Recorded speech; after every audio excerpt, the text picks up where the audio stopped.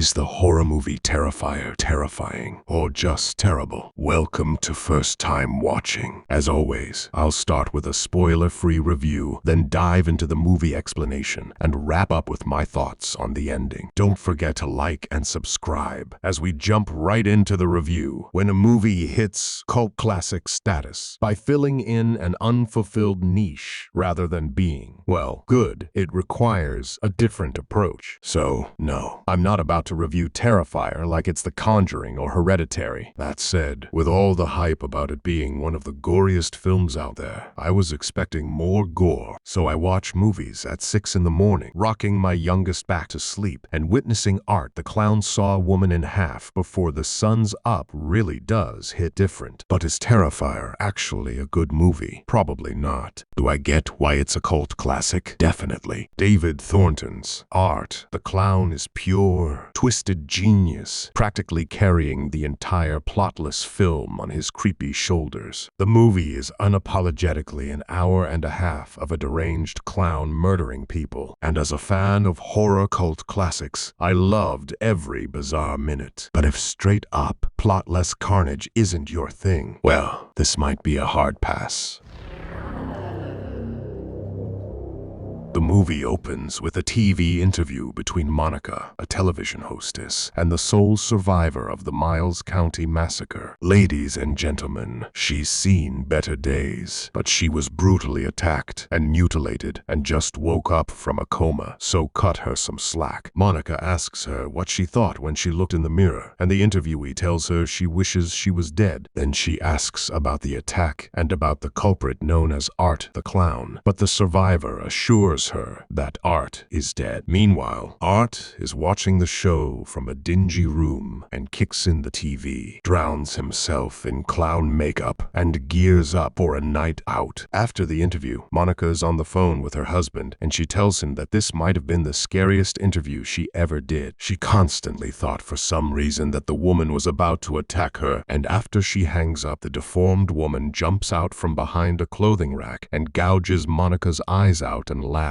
leaving Monica to die in a puddle of her own human juice. Two young women named Tara and Dawn are walking towards Dawn's car after a night of partying. Dawn is absolutely hammered while Tara is responsibly drunk. Dawn proposes to drive home drunk, but Tara is the fun police and tells her no. As they are discussing their plans, Tara spots a creepy clown carrying a large garbage bag. Dawn waves at him and flirts a little, but Tara seems more like his type. The clown disappears, which freaks Tara out, so they decide to get some pizza and sober up a little bit before the inevitable drive home. At the pizza place, Tara feeds her phone addiction while Dawn is on the crapper, but Tara's Instagram trolling sucked all the battery out of her phone. After Dawn returns from the bathroom, Art enters the pizza place and makes some intense eye contact with Tara. Then he makes funny faces, but this just creeps Tara out more. But Dawn still has her drunk courage and walks over to him to get a free selfie. She does this without consent, forcing the poor Art into doing something he doesn't want to do. The owner of the pizza place asks Art if he wants to order something, but he remains silent and in eye contact with Tara. The owner scoffs and tells him that if he doesn't order something, he has to leave and walks off. Art gets up and steals a tip from another table to get a toy ring out of a vending machine, and he walks up to Tara to place it on her finger. Then Art proceeds to go to the toilet. The owner brings the girls their slice and tells them not to worry about the clown because he is about to throw him out. He goes to the bathroom and starts to scream. He is dragging Art towards the door and screaming at him that he is disgusting. Art is into, well, Art. He did some finger painting with his own feces on the bathroom wall. Art takes off and waves Tara goodbye. A little later, Tara and Dawn walk back to the car and find that one of the tires is slashed. Tara asks for Dawn's phone so she can call her sister to pick them up. And since her sister's roommate just came home to bang some random dude, she has time. Tara suggests to Dawn that maybe the clown slashed their tire, but Dawn is still in denial. Back at the pizza place, an employee finally finishes with cleaning up the bathroom debacle when he finds the manager's severed head with its eyes and nose removed and replaced with candle stubs looking like a jack-o'-lantern. The employee runs towards the kitchen, But as he reaches for a phone, Art catches up to him and chops off half of his hand using a meat cleaver. And then he stabs him in the face. And then a couple of times more, just to make sure he is really dead. Back at the car, Tara and Dawn are still arguing about if the clown was dangerous or not. Tara has to pee, like she could have gone at the pizza place, but it did not sound like their bathroom was decent at that moment. Luckily for her, an exterminator steps out for a smoke, and he lets Tara use the building's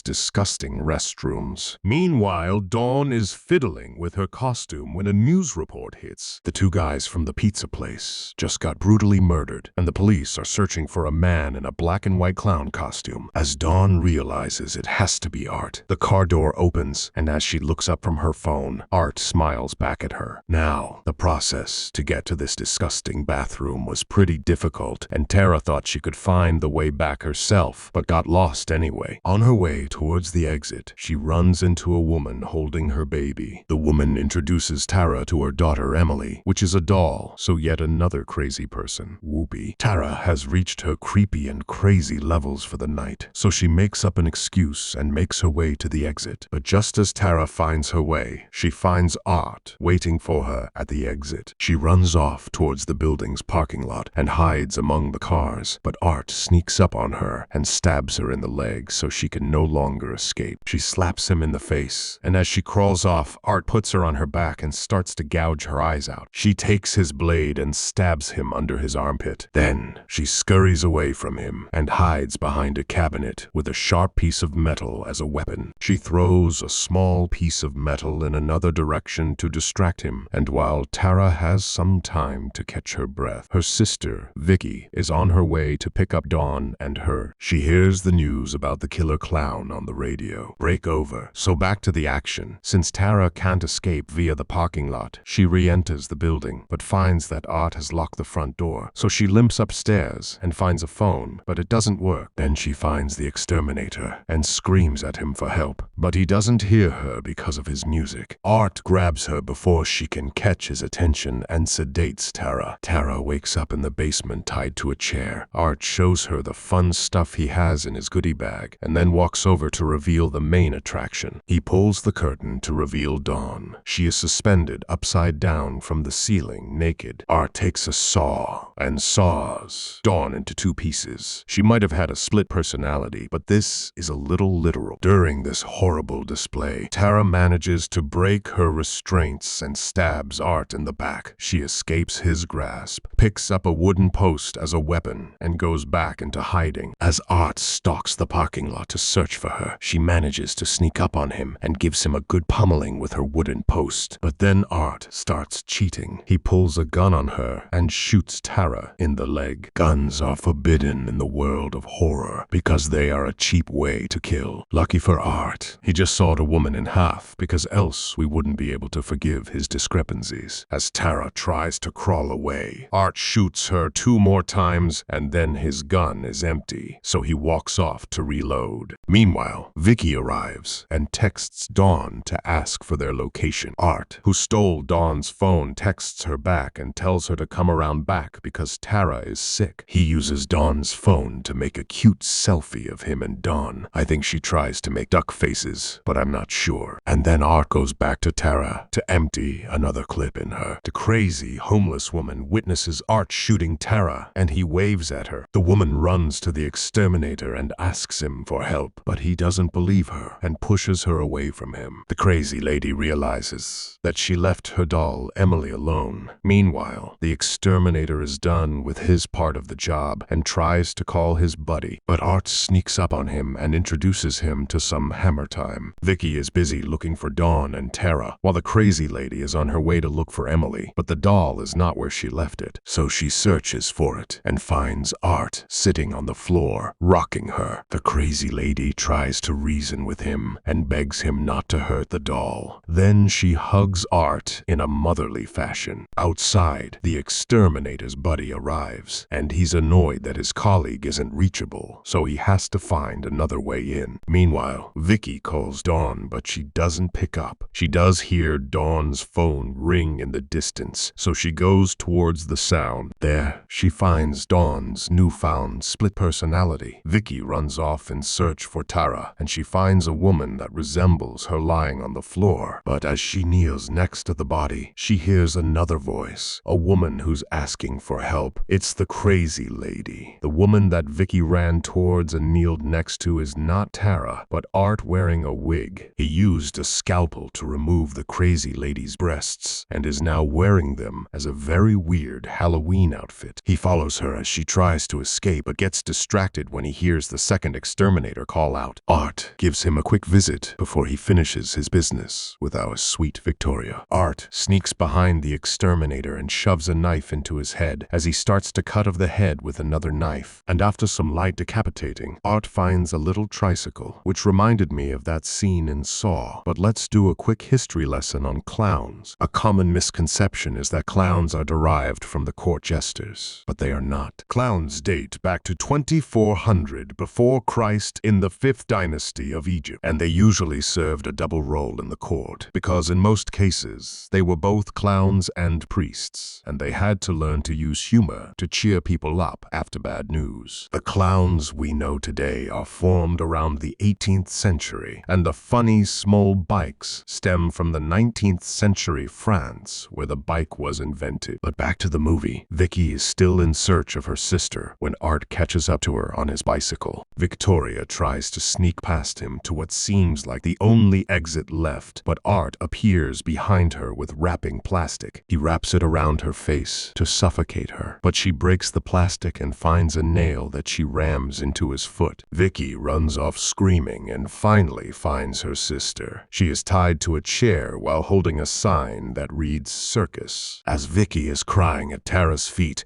Art walks up to her with a whip and starts slashing away. Apparently, Art stopped too early with his hammer time because the first exterminator is still alive and hits Art unconscious. He takes Victoria to safety inside an office and decides to call the police. This policewoman does not sound like she is in the mood to do her job, but she sends patrol cars. The guy takes Vicky and they make their way towards the exit, but everything seems locked. As the guy is searching for a way out, Art catches up to them and hits the guy with a gas tank. Then he uses his comically large clown shoes to crush the guy's skull. As Victoria tries to break the lock on a door, Art walks up to her to strangle her, but right after she manages to break the lock on the door, she also stabs him right in his eye. Then she runs off once more and escapes the building. She hides in a nearby shed that is locked off, but the opening is big enough for her to fit. Art is too large to get in, so Art gets into a truck and drives it through the doors. He then gets on top of Vicky and starts to chomp down on her face. The police arrive and they tell him to put his hands up, but Art takes out his gun and shoots himself in the head. The officers check Vicky and she is brutally mauled but still alive. All Art's victims are transported to the coroner's office, including Art's. As the coroner unzips the bag, the lights start to flicker. Art awakens and chokes the coroner to death. He now has a cute bullet hole in the back of his head. Does this now mean that Art is supernatural or invincible? Because getting shot in the head is usually pretty permanent. The movie doesn't explain it. Maybe the sequels do. 1 year later at the hospital, Victoria is being released after being in a coma, and it is revealed that she is the woman from the interview at the beginning of the movie that kills Monica, the interviewer. Now, for my final verdict. I honestly thought the movie was scarier when I thought that Art was killable. The thing that can be perceived as scary in the first Terrifier movie is its realistic nature. The brutal gore in the movie feels like it could happen to anybody anytime, which is a scary thought in general. But the fact that Art lived after shooting himself in the head was what made it less scary for me. So overall, for me, it really did not need to become supernatural. That's my one and only problem with it, because for the rest, it was just a nice, lower-budget horror movie with an amazing villain. And that's a wrap. Don't forget to hit the like button and share your thoughts in the comments below. And if you haven't already, make sure to subscribe. Thank you for watching, and I'll see you in the next one.